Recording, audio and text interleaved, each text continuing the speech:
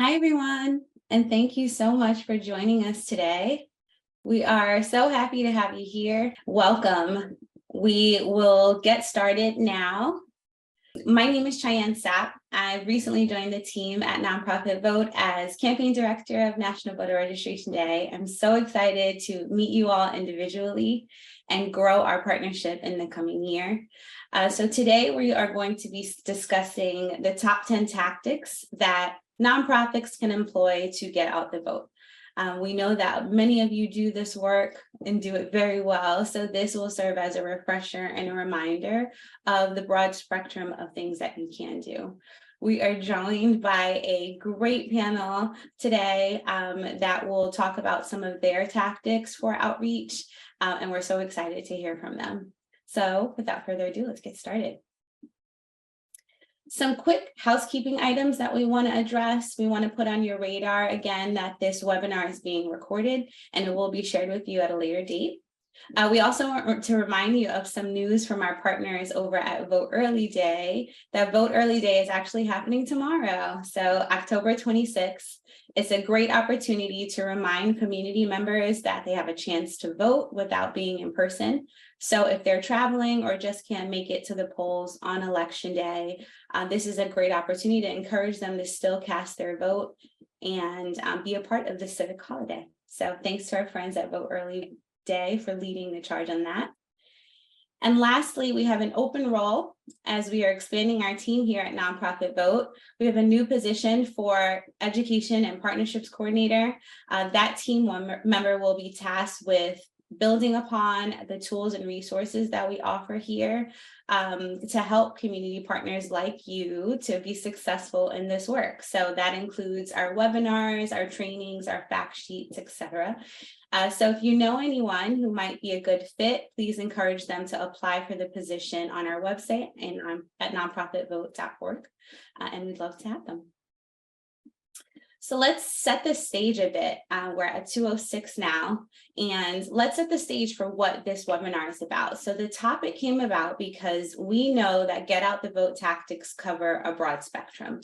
And we've heard from community partners that they often feel as though they don't have adequate resources and capabilities to do a full rollout of a complete GOTV plan. And often they kind of feel dissuaded because of that from participating in any GOTV tactics at all. So the purpose of this webinar is to remind everyone that there are both high and low engagement tactics that you can use no matter what resources you have available or where you are.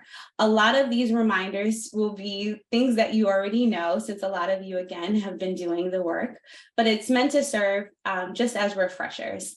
With that, we've invited some of our partners to speak on what types of GOTV tactics they do, their best practices, and most importantly, some of their key learnings from the field. We'll also have a Q&A at the end of the panel, but feel free to drop in any questions that you may have during this discussion, and we will be answering them in the chat, but we can also chat about them after the panel. And once again, just a reminder that this webinar is being recorded and will be shared with you at a later date. Thank you again to our panelists for being here. We're so excited to see you. So we'll get started with the top 10 GOTV tactics. We'll get into the panel discussion and then that Q&A. So some quick info to set the stage a bit on getting out the vote. We know that obviously this work takes a lot of effort. And we know that GOTV messaging can sometimes be very generic. So one of the key tactics that we want you to remember and take away from this with is that you want to make this information that you're disseminating as personal as possible, because generic messaging simply just doesn't do as well. Additionally, GOTV messages should have a level of positive social pressure. Social pressure can sometimes be misunderstood, so we want to make sure that this is positive social pressure to not only register to vote, but to go out and vote on election day. We want to do that by helping voters make a plan, reminding them, of course, of the dates and deadlines, and providing them with the important information that's going to impact their turnout, especially when it comes to local elections. We know also that there's a strong association between a voter's level of political activism, and the amount of campaign reach that they are receiving. So those touch points are extremely important. So these are all things that we know already, right? To make sure that we can build and implement some really great GOTV work.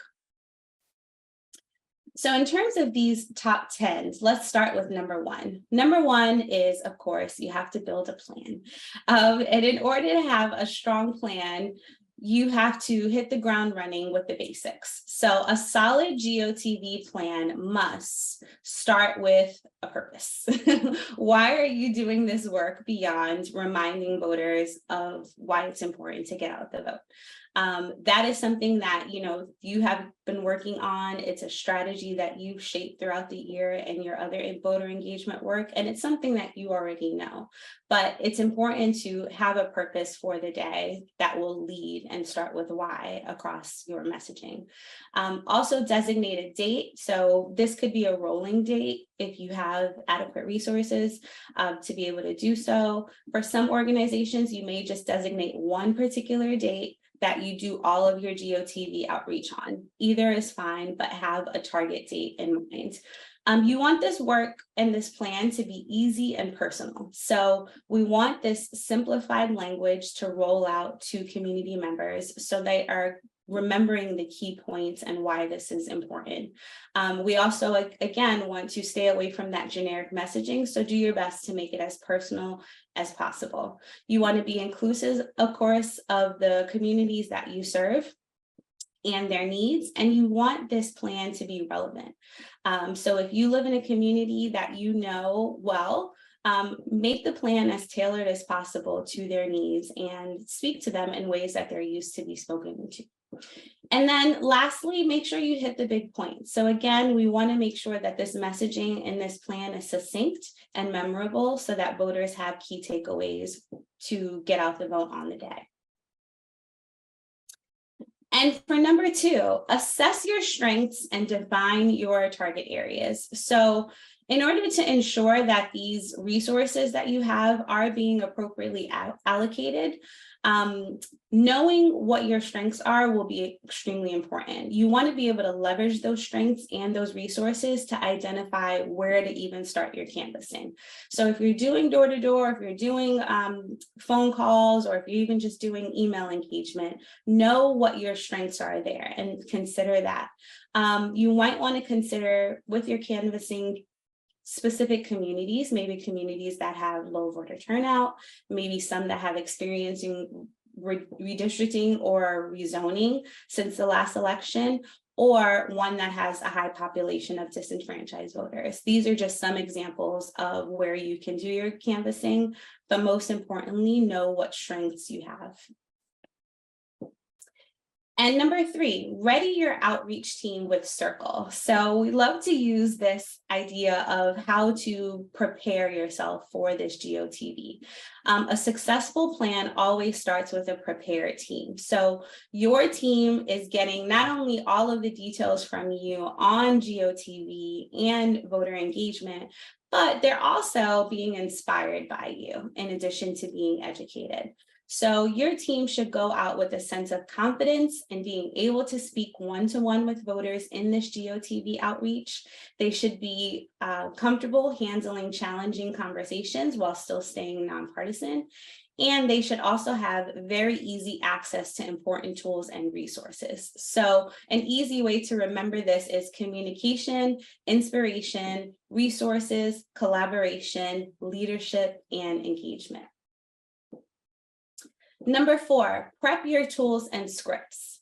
Tools and scripts are going to be essential in empowering your team and making sure that they feel ready to do this work. So examples of those tools and scripts include those one-pagers that many of you already have. Nonprofit Vote has a ton at our disposal, so we're happy to share those with you. There's voter guides as well as information on general information on statewide voter laws. And then talking points are really valuable, especially to team members who are just volunteers. They want to feel comfortable, they want to feel confident in navigating conversations, whether it be difficult conversations or easy ones. So you can definitely do your part in preparing them for that. And another example of that preparation could be FAQs. So, if your volunteers are going out and speaking to disenfranchised voters, make sure that they have the right talking points to be able to speak adequately to these voters.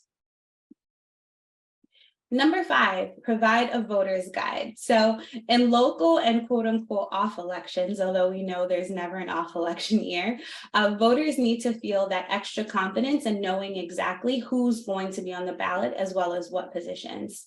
So voter guides really help to mitigate the surprise of showing up at the voting booth. Also allow voters time to familiarize themselves with the candidates and the positions in advance. Remember, this work is nonpartisan, so include all of the candidates and all of the positions, regardless of political affiliation. And what's great about voter guides here is that there's no need to invent the wheel or to create a new guide. All of these guides already exist. So you can see them at like vote111.org, vote411.org, Ballotopedia, Ballot Ready, guides.vote, and many others. There's also local election offices that have voter guides available, and you should use the one that is most important and most relevant to your community. Number 6, provide information about how to vote. So voting on election day can be extremely confusing, especially for voters who vote inconsistently and for newly registered voters. So we know that there's voters who only turn out in presidential elections and completely ignore their local elections. And then there's voters who have never been to a poll site before. So you can help these voters feel ready to cast their ballots by providing a sample ballot, which is really just going to give them a visual example of what they can expect to see, or something like a one-pager or instructional video that includes a step-by-step summary of how to cast their electronic or even paper ballots. Number 7, provide resources to help voters overcome barriers at the polls. So you want to help voters feel prepared by providing them with these important resources. And once again, we're not reinventing the wheel here. All of these resources already exist. So it's our job as community partners to bring all of those resources together in very easy to understand and comprehensive formats. So an example of this includes like election protection, which is 866 Our Vote. You can also provide them with voter ID requirements by state. Vote Riders provides that. Again, there's Ballot Ready, Ballotopedia, and then you can also refer them to state-specific websites for the Secretary of State, where those house a lot of voter registration and voter outreach information. Number 8, so this is one that's very popular and one we know very well, door-to-door and phone/text canvassing. One thing that we know for sure is that door-to-door canvassing has been proven to be the most effective tactic. Now, does every nonprofit have the capability to go do door-to-door, especially this late in the game? Maybe, maybe not. It doesn't have to be the end-all be-all, but if you are doing door-to-door canvassing, here are some things to remember. A nonpartisan script for both door-to-door or phone or text canvassing is really important because, again, it's going to make your volunteers feel prepared with talking points and navigating those difficult conversations. Your door-to-door volunteers should also know the areas that they are canvassing. This is extremely important because, again, it's going to make them feel ready and more comfortable in the area that they'll be navigating. And lastly, an understanding of canvassing rules or a refresher is really important to know the campaign literature and the canvassing process. Also report the possibility that they'll need to report back. And if they don't need to report back, just a clear understanding of what the expectations are after canvassing.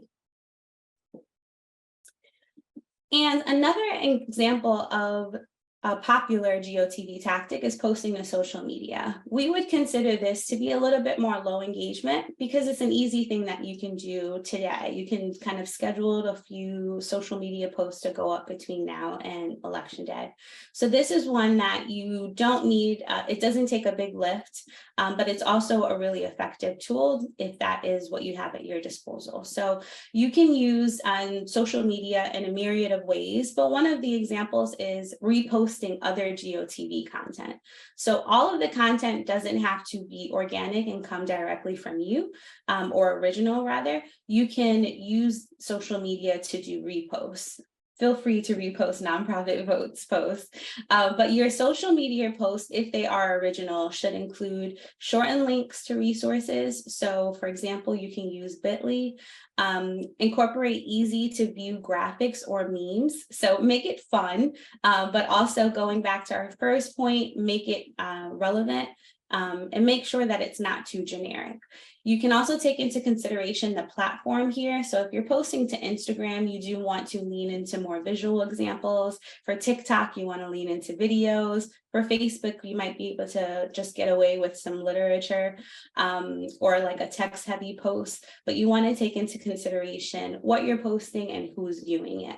Also, make sure your posts are accessible by providing these image descriptions, and make sure, again, that it resonates with voters. You have been engaging with these voters, you know them well, so make sure that it is as relevant as possible and speaks directly to them.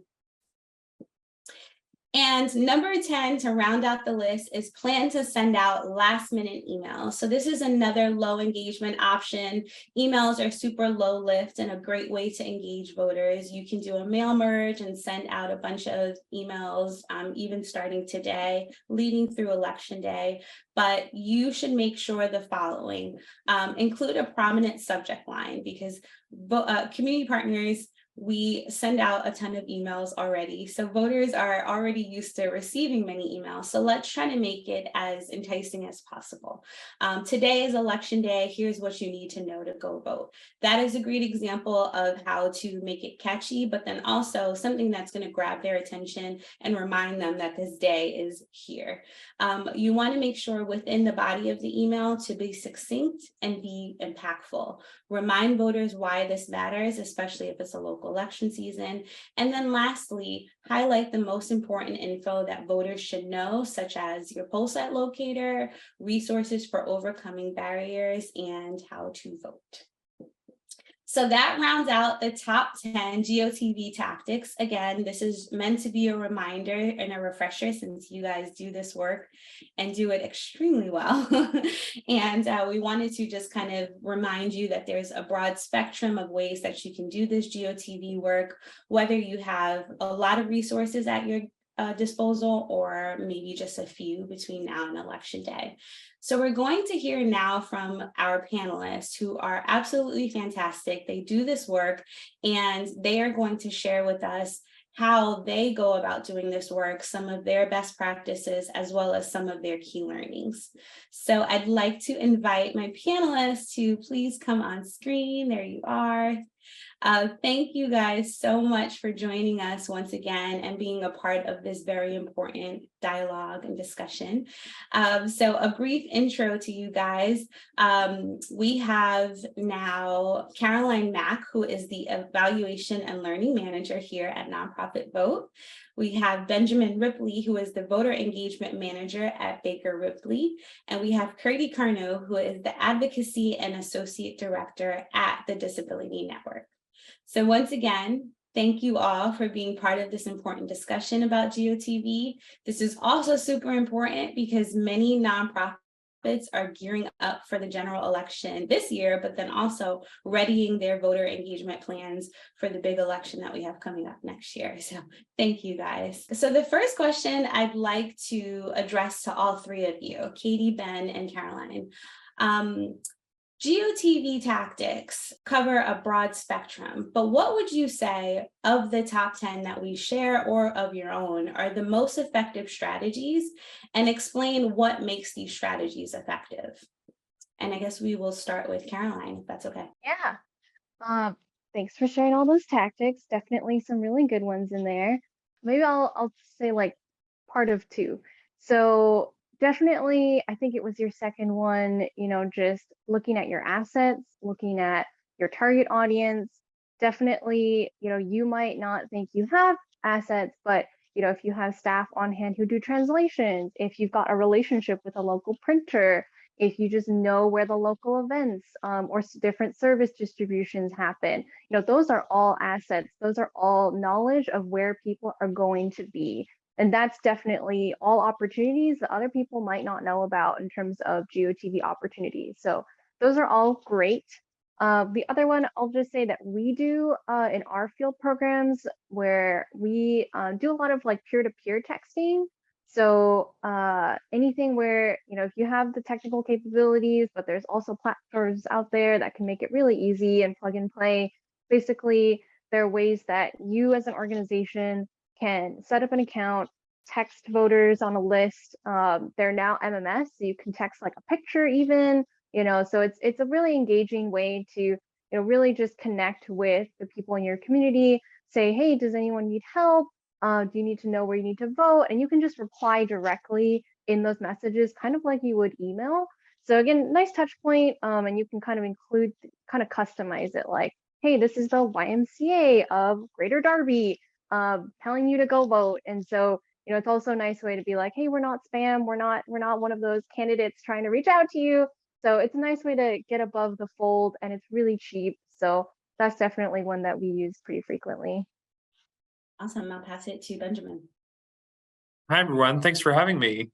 This is a really great list. And at Baker Ripley, we try to do at least versions of most of the things that we talked about today.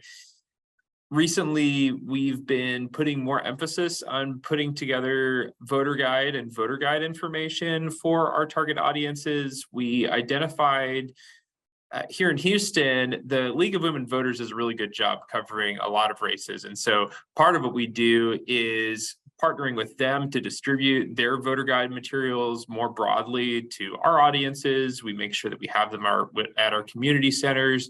We bring them with us on block walks and when we do in-person canvassing. And so when we encounter somebody at the door who wants more information, it's easy to have something at the ready and say like, hey, this is a really great resource. But we identified in the past year some elections and races that the League of Women Voters wasn't covering. And so we actually decided to step up and contact the candidates and put together our own voter guide materials in some of those races to supplement some of those things where there were gaps so that we could be responsive to our community, which one of the most common things we get is I don't have enough information about the candidates, or how do I make a choice? And being able to provide that information either by directing them to a resource or being able to provide the resource has been really important for us, and I think very successful. And I know Caroline's already said this, but that assessing your strengths in your target areas is really critical. And when I think about which of our efforts have been successful and not, I think that a lot of times are the people we're contacting, have they heard of us? Are they familiar with us? I think that like cold calls or text messages to people who are not familiar with who we are or don't know where we're coming from are some of our least effective outreach. But when we're contacting people who have interacted with us in some way or form, have either received a service from us or live close to our community center and can remember seeing it as they're driving past it. Any kind of familiarity with your organization helps so much when you're trying to make these often persuasive messages, because we're talking to people who don't vote very often for us. And so having that familiarity and the comfort of like, we're a community member, we're a partner, we're a trusted organization.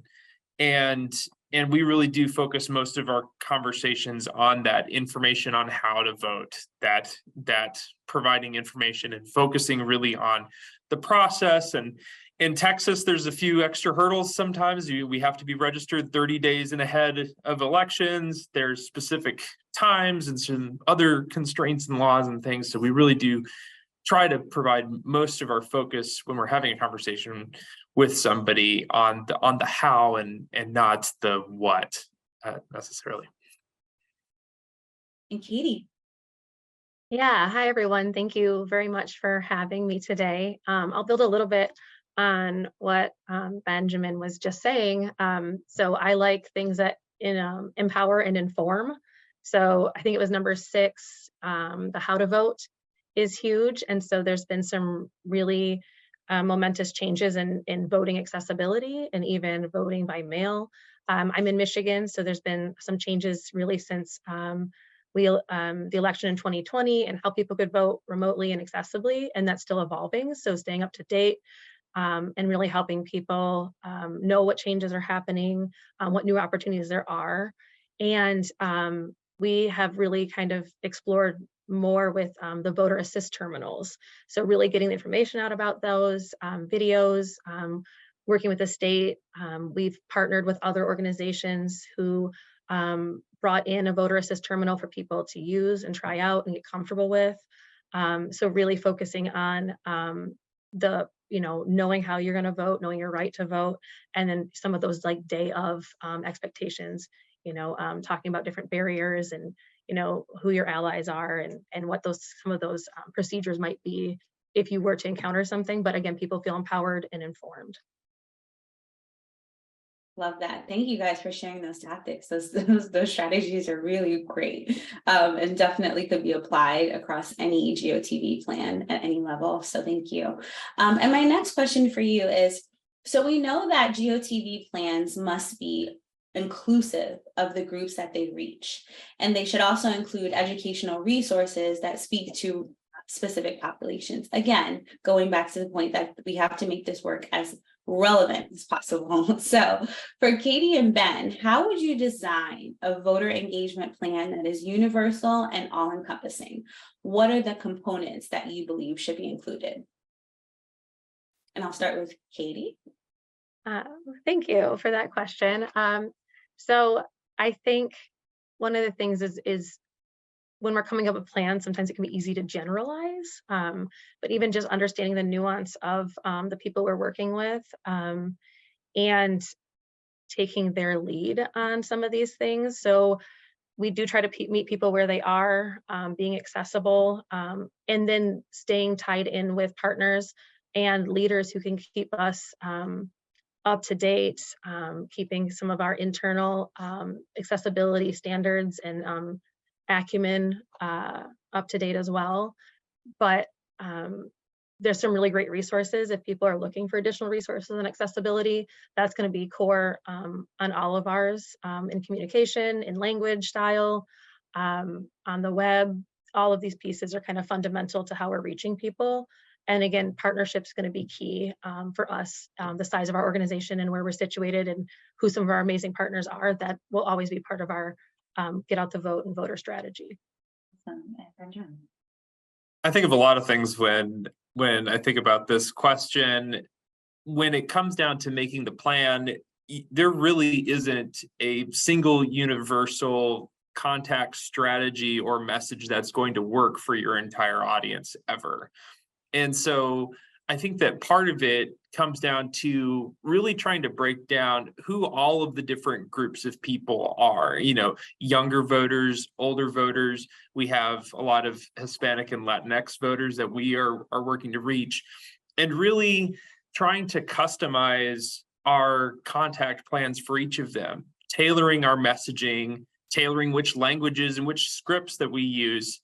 And sometimes we don't know exactly which contact strategy is going to work the best. And so being willing to try different things, being willing to, send out a mailer, try texting, try phone banking. Different people are going to respond to different ways that you can contact them with information.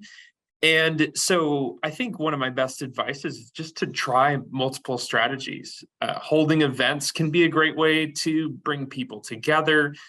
Katie mentioned partnerships. Partnerships are super important for us, and they're a great way to reach people. And And so, yeah, I think it's a big part is just not putting all of your eggs in one basket, so to speak, and try to be broad with your contact strategies and think about all of the different potential ways that you and your organization can engage with the people that you're hoping to reach. And thinking about things like language access, thinking about things like technology can be a barrier, especially for older voters, folks with limited internet access. And so leaning too heavily on an internet resource or a technology tool can be a turnoff to some voters as well. Yeah, I'm so glad you guys mentioned that, because it really is important that you take a holistic approach to take all of those considerations into your plan. So my next question is actually for Caroline. As organizations build their voter engagement plans, many may feel just ill-equipped to do GOTV since they have limited staff, limited resources. So what would you say is the biggest misconception about GOTV, and what would you suggest organizations do to maximize their effectiveness with the resources that they do have available? Yeah, that's a great one. And if anyone in the audience also sees misconceptions they hear about GOTV, definitely pop them in the chat too. This is based on my personal experience working with our groups. But what I've seen is people often give pause just to the word GOTV. What does that stand for? Like, whoa, what is that? And once they do, I think the first image that comes to mind are, campaigns doing door knocking on a large scale, mail drops, big phone banks, calls, text mobilization, handwritten postcards, rides to the polls. Those are all fantastic. But they also do take money, time, planning. We've got like maybe a week and a half to go. Would not recommend trying to start one of these things right now. So and there's also the idea that it's better left to the political people campaigns to do GOTV. But in fact, we do see that for low propensity voters, things that are low pressure, nonpartisan are very effective at getting people who are just starting out in their voting journey. So really, one thing that's a pretty big kind of conception about GOTV that we can challenge as nonprofits, doing voter engagement. And so one of the things that we can do is we can start much smaller scale, targeting, really doing that targeting to be effective, and ultimately thinking of GOTV as anything that puts voting top of mind, even for your staff, just like, hey, just maybe go vote. That can be, a quick email, that can be the quick social post. If that's all you have time for, that's totally fine. But maybe you have an email list, 26 people, for your Habitat for Humanity, and these are the residents that you talk to and that you like manage your roster of. That's great. That's perfect. In fact, that might even get above the noise more than a text from a random stranger that they don't remember signing up for a list for. I know I get a lot of those. So and also just focusing kind of in that example, focusing on the people you already reach out to. So if you do citizenship assistance, great, you're going to have a lot of first-time voters. Talk to them about what it's like to go through that process. They're not going to know because they've never done that before. That might just be 5 people. That might just be 10 people. That's totally fine. And like in the future, maybe you can increase that. We have stories from our groups of people that just walk, this elderly person to the county election office because they didn't know where it was and they've never been before. And that was their first time voting because no one ever told them that their voice mattered. And so you can have a huge impact, if anything, if you just kind of target that. And also, Katie, we work with some disability groups where the polling place moved and they're like, oh my gosh, like I don't know if it's going to have an accessible entrance. You're doing small things like, hey, offering to, you want to go visit it beforehand, we can take your parents with you, just like look at the ramp, check the machine, check the building, just be more familiar. Those all make such a huge difference. So GOTV can have high impact, but on like personal relational scales. I did see a question in the chat that we can come back to about where do we find out how to reach low income or low turnout areas. And so definitely one way to also target is go to mapping and just like see in your neighborhood, where are the typically lower income, typically have lower turnout. People of color, high populations, also lower turnout. So we can come back to that question, but just want to lift that up.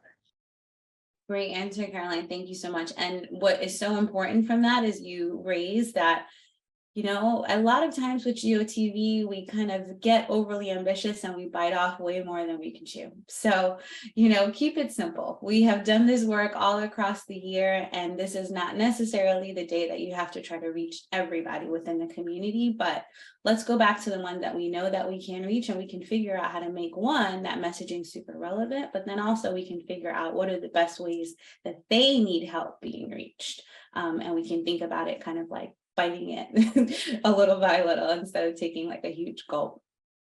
So thank you for that. And for our last question, and thank you for flagging, we have some really great questions coming in through the chat. So please keep your questions coming. After this last question, we are going to go into the Q&A. So we are going to address some of those questions that you've asked. So thank you. And so for our last question, we'd like to hear from all three of you on this one. What are your recommendations for overcoming general GOTV issues? These could be day of issues. This could be issues that you encounter out in the field. This could be issues, you know, the day before. Give us an example of an issue that you've encountered in your efforts and explain how you overcame that. And what piece of advice would you give to other community partners who might be in similar scenarios? And I will throw it to Benjamin. Thanks. Great question. We've encountered tons of issues over over GOTVs. I can think of several. You know, one example, one of our texting platforms went down that we were relying on to send messages to. How did we overcome it? We actually, one of our partner organizations allowed us to use access through one of their platforms to send some messages in the interim while we had the outage that lasted a couple of weeks during one of ours. So it wasn't a great situation. And we've had other issues as well. And I think that my recommendation for all of them is, you know, keep your organization's mission in mind. You know, think about what your purpose and what your mission is and who you're trying to reach. And I also think that even if you're a small organization, even if you're doing it for the first time, learning to take ownership for as many of the tools that you use as possible is good. And that could mean learning how to use like Action Network or Van, learning how to administer the text platforms yourself or the phone banking tools, because that gives you the most flexibility and it allows you to solve problems more quickly when they arise if they're more administered by yourself than by somebody else. And so that would be my recommendation. Awesome. Katie. Is it okay if I do two? Absolutely. Okay, so number one, let's go with just internal capacity. You know, we're a Center for Independent Living and we do a lot of different things. And so it might not be that like voting is something we can always get to. And even over the last 20 years, it has looked differently how we've done it. But some things that have really, really worked well for us is that partnership piece and building coalition. And so some years where we could do more, we could bring other people in, and then years where they could do more, we could help bolster that and kind of bringing our audiences together, the people we work with together. So even sometimes when it feels like we don't have enough time, enough resources, enough people, us nonprofits are really good at building coalition and just finding out who can help with the lift when we're all kind of trying to move in the same direction. And then the other piece in Michigan last year, we had an external thing that we just needed to navigate quickly, which was a misinformation campaign about changes in dates of voting for various reasons. People in Flint and Detroit were getting text messages saying that the voting date had changed. So the things that we did was keeping messages positive, keeping them only focused on the facts, and just, you know, when we were doing in-person visits, just talking about that, if people did get the text, like, nope, here's the information, here's the, you know, we have cards, like, this is it, like, we're good, just, you know, show up to your polling place. And so I think some of those external things that we couldn't plan for, even, you know, the best messaging in the world, and you get something like that the week before an election. So again, just staying positive, being consistent was really key to that. Thank you. And Caroline. Yeah, Katie, I love that. I And also, wow, that is a disinformation tactic I've not heard of yet. So today I learned. I would say one of the issues is that there's so many recommendations out there, like use social pressure. How about party the polls? Do calls to text. There's kind of a little bit of a generic like playbook, but I would say like keep your gut feelings close. If your community, if you know your elderly community doesn't feel safe going outside and waiting in line, maybe don't do a party at the polls. If you are getting, if you serve a rural community and you think they're going to have privacy concerns, maybe don't use social pressure messaging that says, yeah, we know what your voting record is, please vote. That might backlash, and that definitely has happened. So you know more your community, and it takes a lot of resources, a lot of money, a lot of time to test GOTV tactics. And so a lot of the things that, like, just because it's been tested doesn't mean it's the best for you. So there's still things that you're going to have to do to think about, is this going to work for us? Not just capacity, not just targeting, but like, we've heard groups where they do calls and their people are like, yeah, just because you called, we're not voting. It's a different world sometimes, and it's easy to stay disconnected to it. So really just like trial and error. That's also why, starting small is really good. See if it works for you, and then, if not, pivot. Just because it was tested doesn't mean it's the best fit and strategy for your guys' people. So Absolutely. that's what I Maintain flexibility. That is fantastic, Caroline. Thank you. And that is so important because this work is ever changing. So be flexible, be adaptable, but then also keep it relevant. So thank you guys so much. This was a fantastic panel. Thank you. And thank you for making the time to join us. We are going to switch gears now and open up for some of those audience questions. So to our audience members, if you have any questions that you'd like to drop into the chat, now's your chance. But we do have a few already that Travis has raised for us. So let's address some of those. So the first question is the one that you called out, Caroline. You mentioned that how do we know which areas have low voter turnout or a large number of disenfranchised voters? That's a question that came from Molly, and that was a question that you started to address. So if you could build on that, that'd be wonderful. Yeah.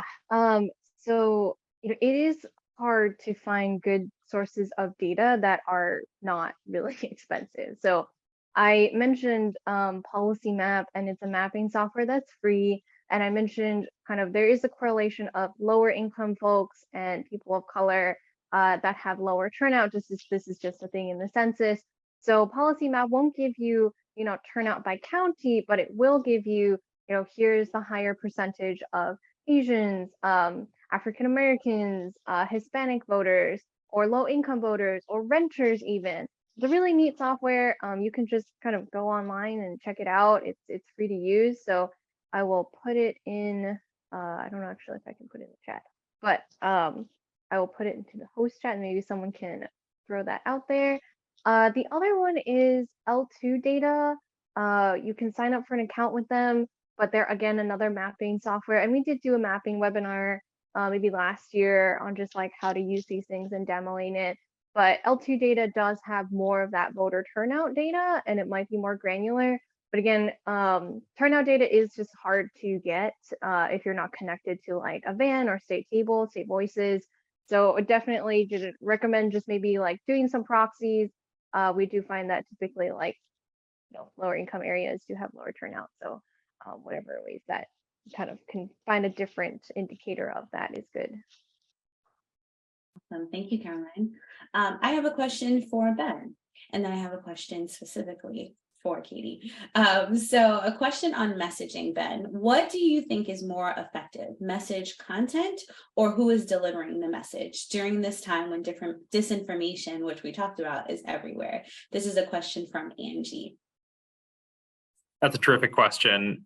And I think you get different answers from different people on this one. I think both are important. That's a little bit of a cop-out. But I do think that who it comes from, I think, would lean a little bit more important. Like I think like the content is really important, but whether they are going to take that in that content as being reliable or trustworthy depends very heavily on who it comes from. And so I do think that the sender of the content is more important. And then a question for Katie. So from Anonymous, how do we reach people with disabilities when most are not associated with any given specific agency or organization that might be connected to their particular disability? That is an interesting question. So I want to start with information we know about people with disabilities.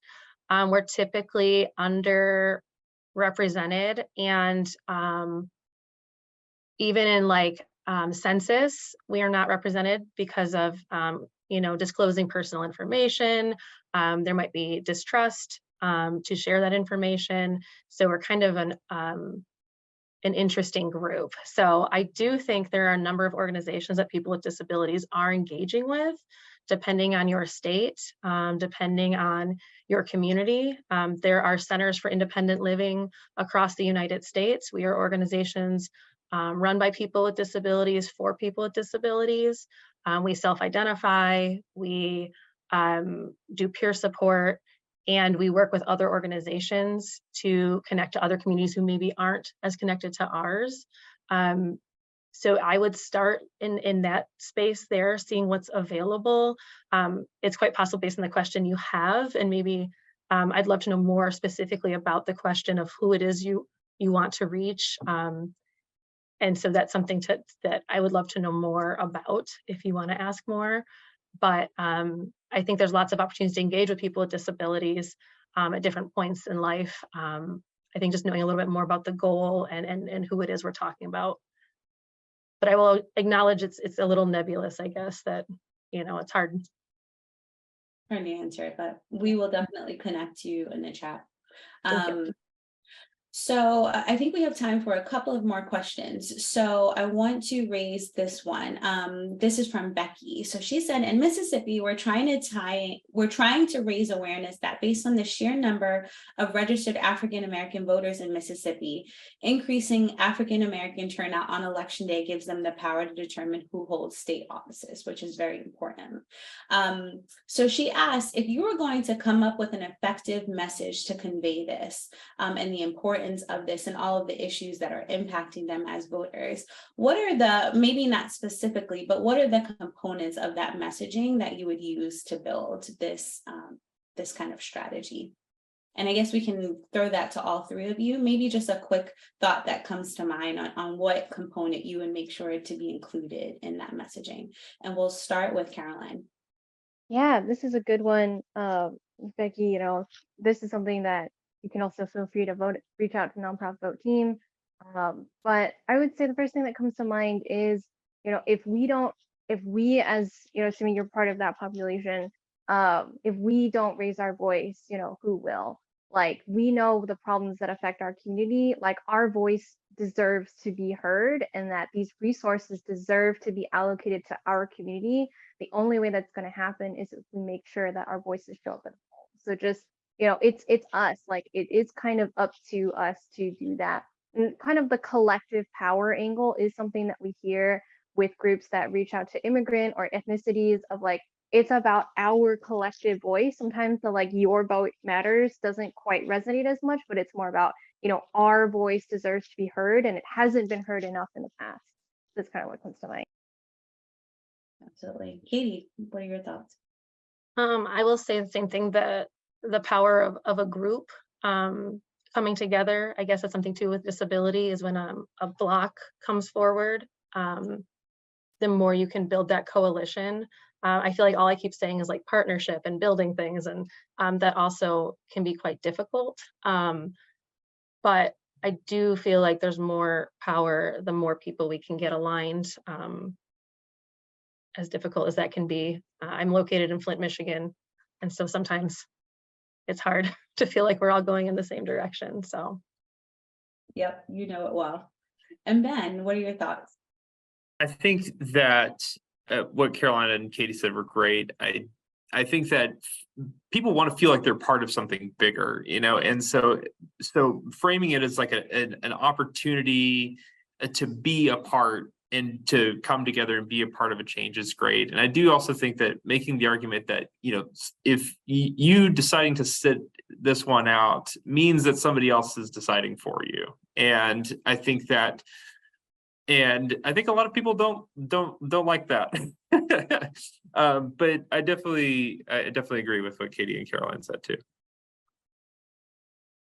And I think this is a good way to segue into what community partners really are looking for with this work. A lot of it is challenging. We're going into a very tough election cycle where folks are more willing to come out to vote, but they are kind of pushing back and kind of feeling like their votes are not being represented. So how about we go around and we just give one piece of inspiration. And it could be something as straightforward as go team go, but what inspiration would you share with these community groups to do this work and remind them of how important it is, especially in the face of what they will likely encounter with this election and then coming up in the year? And I'll start with Caroline. I'll say that sometimes GTV is hard because it's like door knocking. You're gonna get the dude who is like, why are you at my door? You're gonna get the call that's like, I just hang up on. But sometimes you do get those calls where it's like, wow, like thanks so much for calling me, thanks so much for reminding. Or maybe they don't respond, but that is how they feel. And I think this kind of comes back to the targeting, as long as you're reaching out to the group of people that need to be involved, like just keep trying and trying different things. And a lot of new technologies coming out, ways to personalize your organization's name onto stuff, ways to put images out. There's so many other strategies we haven't tried yet. So yeah, just there's so many ways to do it. Maybe there's one that you haven't discovered yet. So Ben, what do you think?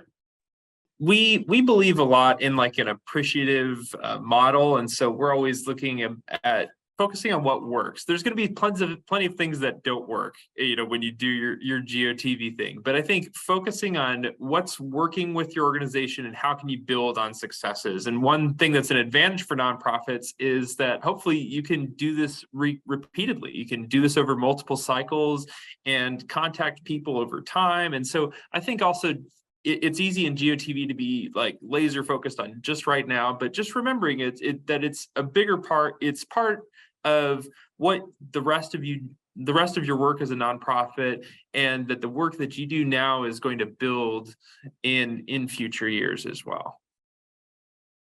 Absolutely. Katie, last but not least. Celebrate every win.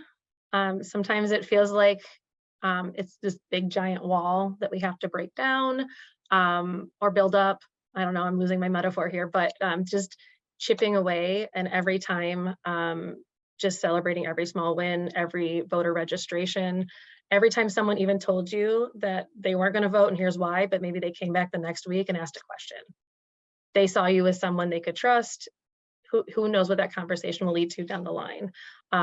So I feel like all of those things, like I'm almost too optimistic. I'm like, yes, like they took a pen, they'll come back for more. So I think just, again, being engaged in your community is another amazing way to be engaged in the community about something so vital. So every small win. Awesome. And thank you guys. This has been so inspiring. So I'm taking from Katie, celebrate every win, no matter how big or small. From Ben, focus on what's working, and more importantly, focus on the bigger picture. And then from Caroline, keep trying, stay on your toes, and stay adaptable. So with that, thank you guys so much for being a part of this and inspiring our community partners to go out and do this GeoTV work. We'll conclude the webinar here. Thank you to everyone for joining. If we don't see you again this year, happy holidays, get some rest. We have a big election year upon us for next year, and we're gearing up. Have a wonderful election day this year, and we will see you again in January. Continue this work and take charge. And if you have any questions, please feel free to reach out to us at Nonprofit Vote. And with that, bye all. Thank you. Bye. Thank you.